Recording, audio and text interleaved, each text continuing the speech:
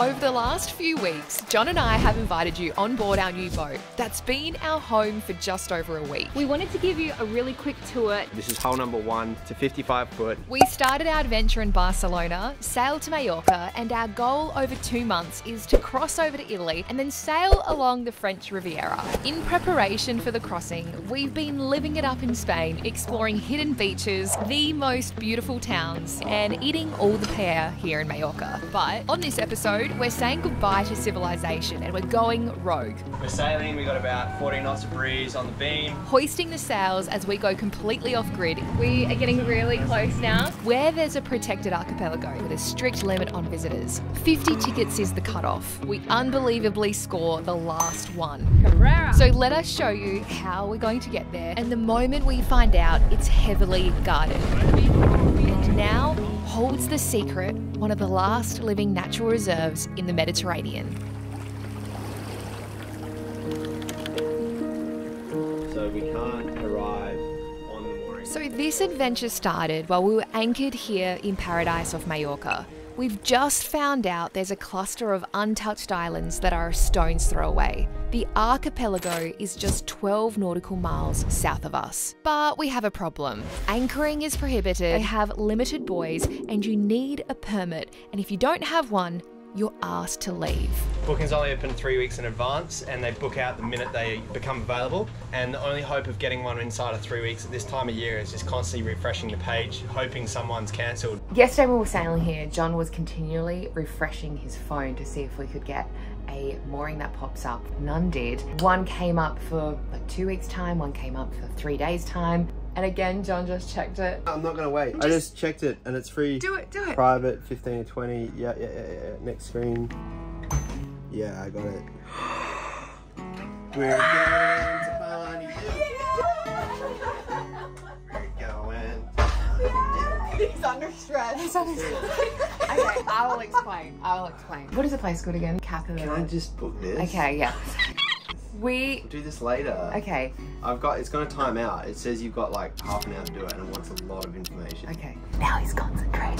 T-minus 30 minutes. I can't believe you got one. Neither. Place is booked out solid for 3 months. But what time is it? Have we missed half the day? It's only 2 hours to sail across there. I think we're making a cuppa. You know you can't fly drones there. Can you repeat? So it says you may moor your vessel at any buoy of the assigned colour. So we can't arrive on the mooring until 6 o'clock. So we're gonna kill some time. Going back into my little cave, which is just here. I'm gonna get editing on this YouTube video, so go give it a like. John is going to go for a run. He finds out salt production on Mallorca dates back to the 8th century BC, crazy. And when he gets back, he's going to give me a tour of all the things he's found along the way.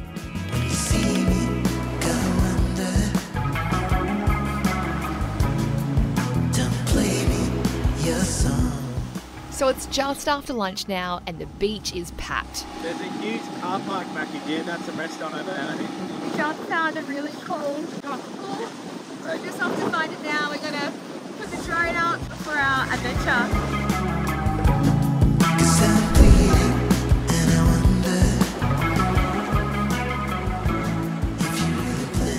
What do you think of the beach?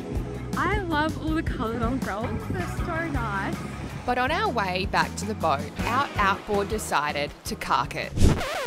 Now I don't know why this always happens to us. The first time was 2 years ago. We just learned how to sail. This never happens to us. We've never had this happen to us. John, it's happened a few times. This is, oh dear Lord. This was the second time. John! We've had a few little issues with the tender. And then there was Greece last year. So we've become experts at pumping the fuel in manually.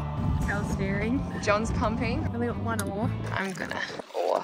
Boat's all the way over there, long way away. Our booking for the special island called Cabrera is tonight. We have to get there or we're gonna miss this once in a lifetime opportunity. The silence is so loud.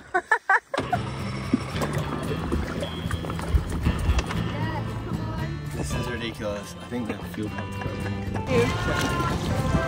Oh God. Everybody? I'll pick the wedgie. If you don't get them upright, they look like diapers. This bathing suit really looks like diapers. So things are about to get real. But the wind's picking up. The winds are in our favour and we're about to break a personal speed sailing record during this crossing. But before we go, I forgot to tell you about Charles and Lucy. See you! Last night we arrived here at this bay. John and Kel practiced their dives. And as soon as we anchored, some people got their binoculars out and recognised John, believe it or not. And then they started yelling out something. Takana, I love you. Is that what they said? They invite us over for a drink, which is so lovely. I know our parents told us, beware of strangers, but it was us they had to be worried about. Oh my God, it's gonna be so embarrassing if I crash into their boat. We feel pretty lucky you guys are here with us for the ride. It has been a steep learning curve. They gave us a little tour on board. Lucy. And the koalas in my hair, I gave them as a little gift. Bye guys! And then we were off. We're heading to Cabrera, and as soon as we got the booking, we jumped up and everything started happening, and we're now off to Cabrera. So we're sailing. We got about 14 knots of breeze on the beam. We're doing 7.5 knots. We're towing the tender. It's only about a 12-mile hop across to Cabrera. Apparently it's really beautiful. I just know that a lot of people try really hard to get there. And I think it was actually turned into a national park back in 1991. And no one's lived there as a resident since that date. wow. Yeah. So this is where I'm gonna be. This becomes my little floating office as I squeeze in some more editing. Weirdly, I don't get seasick down here, perhaps because I'm concentrating so intently on my work. But yeah, like the plant hanging, I'm being rocked from side to side too. Do we have water? Do we have water anyway? What speed are we doing? We're at 7.5 knots. But that was just the start. Our speed kept on creeping up, increasing by the minute. 7.7, Christina. 7.7 knots. Yeah. It is like an oven in here though. I bet it's nice and cool out there. It's nice up here. It is literally like a sauna. So let's get out of here and see what's happening on deck. We are nearly. It's only supposed to take 2 hours to get to the national park. I reckon we're going to be there in like an hour. We are zipping along. That's good.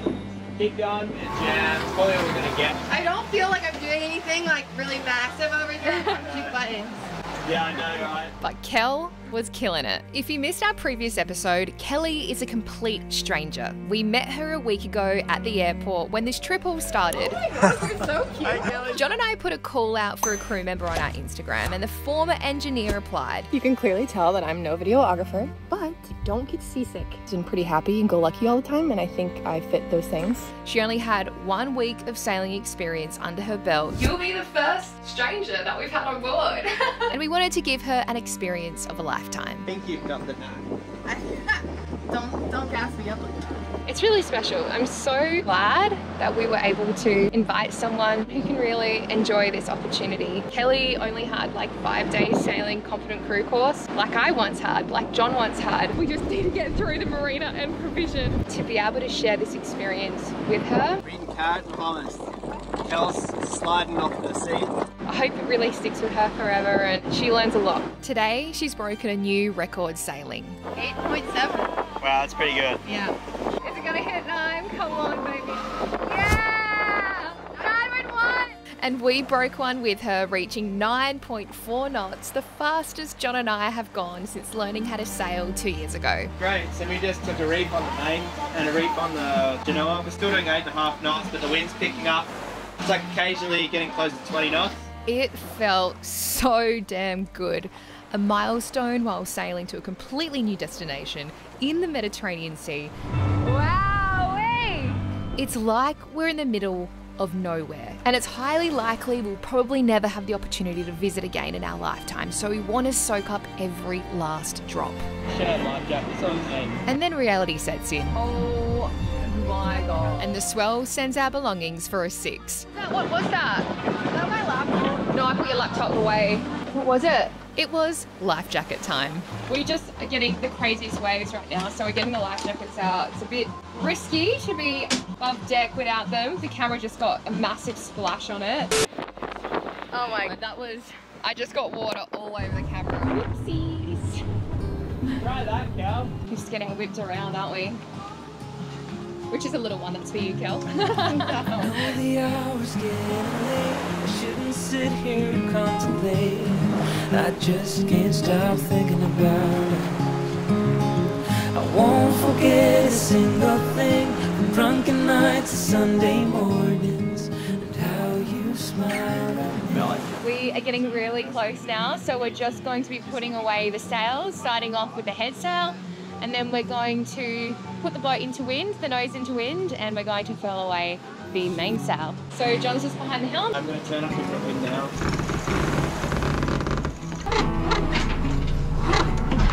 Happy there?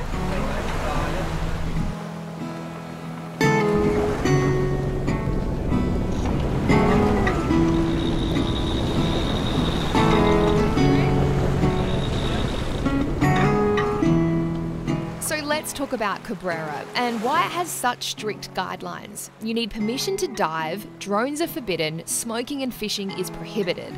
You can't move or take anything from the island, and most of its paths are off limits. I'll tell you why. We'll just quickly moor up the boat first. Wow. So we're just entering the entrance, and it is absolutely magical. We have an incredible castle just over to our port side, up on this huge hill. Then over to the right, you've got these beautiful cliff faces. As you enter, you can see all the boats on their moorings. This is a no anchor zone. You can only tie up here if you have that permit, which we have been waiting for.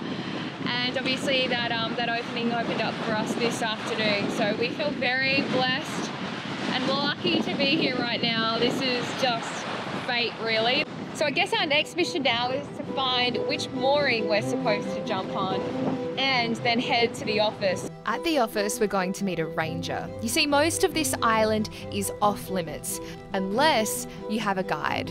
So we have the boat book ready. We're looking for an orange mooring. So these red ones are for big super yachts. Each colour represents the size of the mooring that you need for the size of the boat. What about that one on that side? Yeah, I think that's a great idea. The rocks? Yeah, perfect. So I'm untangling a line there on the bow. I'll tie one end to the starboard cleat, then thread the rope through the mooring and back out the other side. 10 meters! So overnight, we'll literally be just swinging off this orange buoy. 5, start slowing down. Some people call them buoys. I think both are correct. It's kind of like tomato, tomato. What time is it, Kel? 5:33. 5:33. We have 27 minutes to get on this hike. So now that we're settled, John is quickly examining the tender because the hike on land starts at 6 p.m. sharp. We've got about half an hour and we need to make sure we can get to and from shore. So he's taking the tender for a burn around the boat, ensuring it won't conk out on us again like it did back at Majorca. I should mention, what we're doing, flooring it a bit, is forbidden. We didn't know it at the time. We're about to get a warning, so yeah, stay tuned for that. Yay! What did you do? It was just an airlock. Like sucking through a straw that's been crimped off on the end, you know? Gotcha. My internet reception's not solid. Ooh, okay. John, what time is it? It's like a couple of minutes to 6. Can you show everyone on your watch? They probably don't believe us. It is legitimately 2 minutes to 6. This tour starts in 2 minutes. Ah! And so we're travelling more than 5 knots. He's a ranger. Oh, he's a very stern ranger. See his face? He was like, didn't even crack a smile. Yeah. And then we probably realise why. Hi.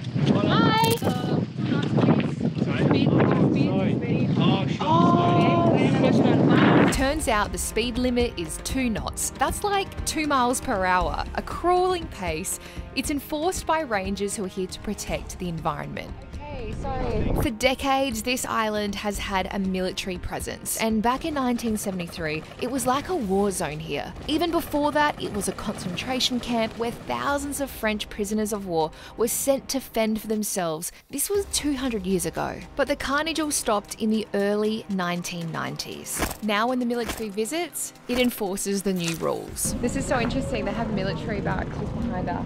We dodged a bullet this time. The ranger didn't order us to leave. leave or worse, fine us. So if you get the chance to visit, don't make the same mistake. There are no signs, so yeah, close call. Anywho, I ran to the information desk to find out where this trek started from and if we could catch up. Okay, we've gone to the wrong harbour. This was going to be our only chance because we only have one night here. Goes for 3 hours. 3 hours? Yeah, I don't think we have enough water for 3 hours. I don't have a nice. I'm not ready. We're so sorry we're late. Turns out we didn't have a booking either, but they let us tag along. Most of the park is a restricted area. Our guide's name is Yurans. And with 50 tickets available per day, these are the people who made the cut and got lucky online. So the tours run multiple times a day. We're currently on the 6 p.m. one because we arrived at 5. You do have to book in advance, We didn't have you on the list. as you saw. Now, I'm not going to bore you with all the nitty-gritties, but I'll give you the highlights. Amazing. Probably like a third of the way. I think we follow that track all the way back down. It is so beautiful here. I think it'll be worth it. Me too. So we walked from here all the way around, and this is our boat in the bay for scale. Check out this view. So this walk was covered under our permit cost, which was around 30 euros for the night. John was just saying we did like 13 Ks. What is that in miles? About 8. Just over 8. There you go. We have a bit of a situation. I didn't bring my own water, so I'm going to try and pinch some of John's.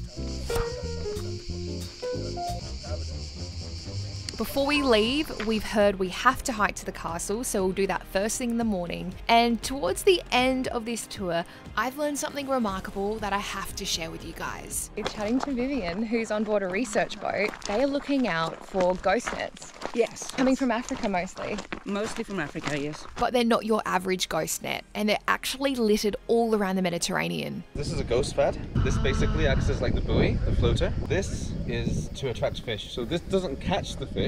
Anything that's floating on the surface will attract up all the fish around it because the fish come for like protection and food, and this is what we call the oasis effect. This is from North Africa, from people that don't know how to fish and also don't have the right materials to fish. Alnatak is a Spanish volunteer group that are getting these fads out of the water and trying to save turtles. Most of them will get their fins entangled, and so what happens is they get a tourniquet. This is happening a lot here in the Mediterranean. If you see something like that, so just try to pick it off. So, I had no idea. Thank you for telling us. yeah. Because now we're going to keep a lookout. We're in the area for the summer. Nice to meet you. I love keeping our videos really positive and fun, but I appreciate you guys allowing me to use this platform to spread the word because we can all make a difference. And get you on your feet.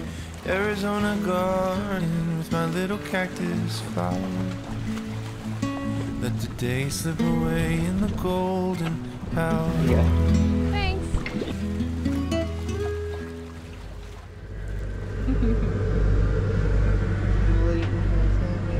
We're happy little Vegemites because we were going to get. Oh my god, I look so bad. I just washed my hair. I'm like a child. We couldn't have been bothered cooking tonight, so we It is We so just- nice to we be able to decide- sit in air conditioning and have a nice meal. What was that, John? I said it's so nice to be able to sit in the air conditioning, having had a shower and have a meal. It's very civilized. It is very civilized. We couldn't have been bothered cooking, so we just decided to just cut up some veggies, put all the veggies between 2 slices of bread, and make sandwiches. John's made his different, Kel. Kel, well, come and look at this. This looks a bit chaotic. Which is unusual because that's actually my nickname. Yeah. Yeah, that is true. You are like the neat one, right? Do you know what? I'm not even gonna lie. He's already had a go at me for brushing my hair in here because there's a It's not. hairball. Let me explain. all the time. Let me explain. I don't care about hair, but the problem is on boats is that anything on the floor goes between the floorboards that ends up in the bilge, and hair is a problem because it ends up in the bilge pump. It's a boat thing. It is not a boat not thing. a me thing. I don't care about hair. So, when we lived on Tucana, I got into a really good habit of brushing my hair at the back of the boat. So naughty. Just hear it like crunching. And I have to say, since being on this boat, I've gotten back into the bad habit of brushing my hair inside the boat. So from tomorrow, John, that changes. I feel bad for you guys because I don't have to brush my hair. You just Yeah. have to brush your mo. Yeah. Just a moustache. Just a little bit. Just a Now's Well, a really I just- bad time to film. I feel like I've been up for like 3 days. We have been. All right. Good night, everybody. Good night. We'll see you in the morning. Adios. Now, I don't know if we jinxed ourselves, but when we woke up, the Sahara Desert whipped up sand, and absolutely annihilated Spain and our boat. Oh my gosh. Look at the state of the boat. Oh my gosh, it's an absolute mess. The sand in the atmosphere buckets blood rain on everything.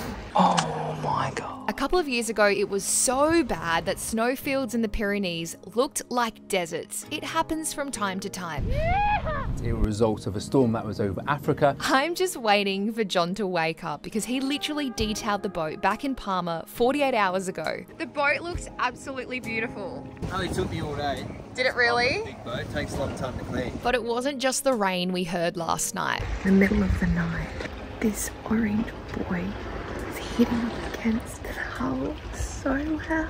It sounded like this. Near. John, you've had, I think, your worst sleep last night. Hey? The thing's hitting the side again. Yeah, I know, it's nothing to do with that. I'm keeping my voice down because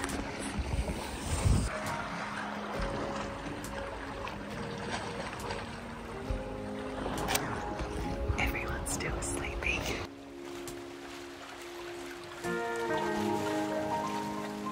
You're gonna die. It's so bad. It looks like a sandstorm has just annihilated the boat. I'm worried about the cushions. It's just like, this is undercover. This is inside. Go check out, probably that side. Babe, oh, we've already have seen you it. shown the camera though? Yeah. Oh, why are you filming me? Because I wanted to get your reaction. It's bloody dirty. That's why I'm out here with a You bucket. look like you've been stung by wasps on your face. Your eyeballs are all swollen. Our batteries are running low, so we put the generator on. John's just washed the boat, gone for a swim. Kel's just done some laundry, and so have I. Just going to figure out what we're going to be doing for the day. The rough plan is to sail over to Port de Palenque, which will be our last stop before we cross over to Italy. So we're in for a few huge days ahead. But for now, we need to check the weather so we know what conditions to expect during our sail. Then from there, work our way down the east coast. And we also need to squeeze in Cabrera Castle before we set sail. So we're finishing up our time here doing the hike up to the castle. We've decided to do it at midday. Yeah, it's hot, hey. Built in 1410, the castle was a watchtower to protect Cabrera from pirate invasions. What do you reckon they would have kept in here? Wine? Artillery? If under attack, a fire would be lit to notify the closest tower, which was over in Mallorca. Holy! Look how blue the water is down there. Oh, wow. Straight down. Eventually, in the 16th century, there were many pirate attacks. This was made for midgets. Legitimately, this was made for someone my size. Oh my god. Stop. You would be the size of this door frame. Wow. Wow, it's really cool in here. Oh my god, I thought no one's claustrophobic. So narrow. I feel like I know something's old when it's made for short people, because you know how evolution made us taller and taller? It's a thing. According to Tech Insider, over the past century, humans have become taller. The most astonishing results for men have been seen in Greenland, South Korea, and Greece. And for women, in South Korea and Japan. Over in the USA, people have grown around 2 to 3 inches taller. It's crazy to think just 200 years ago, the island was a jail for thousands of Napoleonic soldiers. The castle was set up as a field hospital, and some of the prisoners of war's names are still etched in the walls. Wow, okay. Yeah.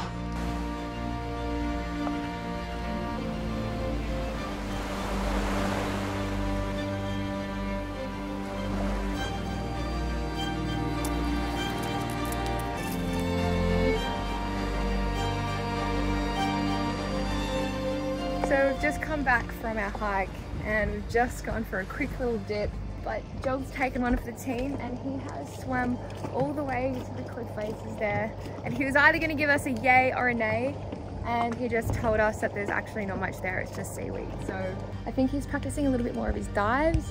I'm a little nervous because I'm a little far away from him at the moment, but I don't think he's pushing himself. I'm keeping a close eye on him, and I told him that I don't feel comfortable being so far away. So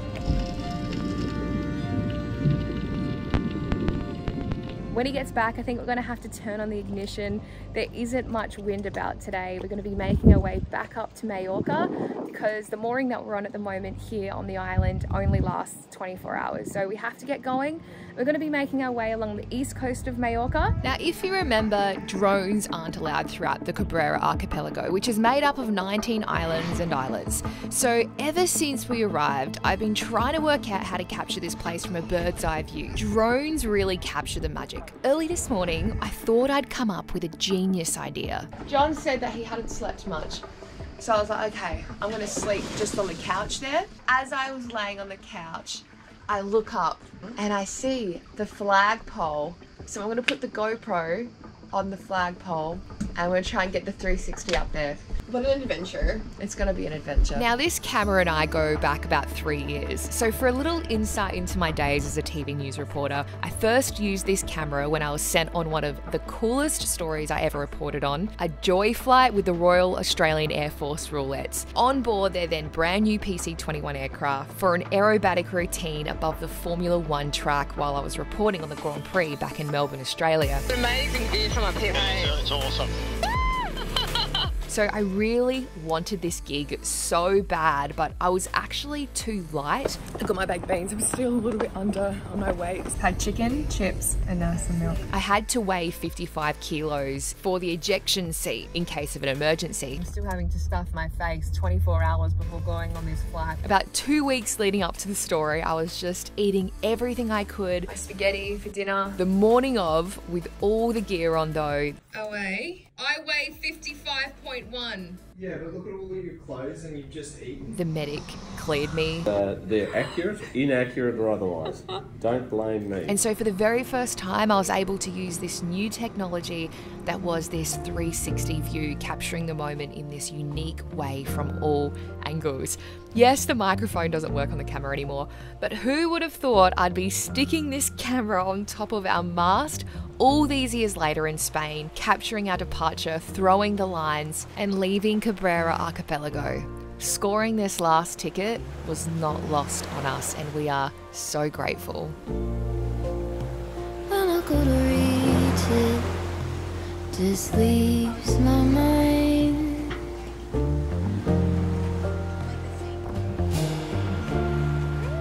Waking with no. We sailed towards Mallorca without any idea where we were going to stay for the night. Along the way, Oh my gosh, they're actually on the bow, guys. Oh my gosh, dolphins! we spotted dolphins for the very first time on our trip. Oh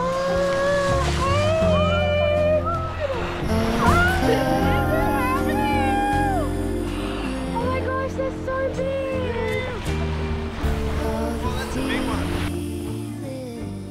Cry.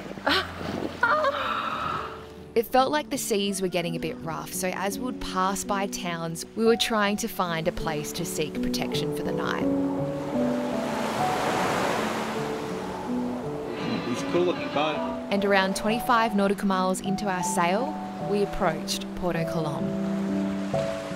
So let's just quickly bring up a map. We have sailed from Cabrera to the east coast, with our goal to get to Port de Palenque before we cross over to Italy. This stop is a great way to break up the trip. We're in this little Spanish town called Puerto Colom on a mooring. John's eating jamon chips. So where is it that we find ourselves tonight? We've just tied up to a mooring. It cost us around €50 for the night. We are hoping to have a really good sleep because the next few days are going to be pretty big. We're going to really treat ourselves tonight and we're going out for dinner somewhere along this beautiful strip. It's really gorgeous. The weather is perfect. It's like cool. We came in here because of the wind and the swell's bad. Hey? Oh, so yes, it's good. This is a really nice protected anchorage. That's a really good point. It's dead flat. As we were coming in, the houses on the cliffs are absolutely gorgeous, but if you look towards the waters, it was really rough. Jet skis are going flying. Yeah, it was wild. And there's not much on the east coast for protection, so we're lucky to find this place. Really lucky. And it's pretty affordable, really. And charming. A quaint traditional fishing village nestled around one of the largest, most sheltered bays on the island.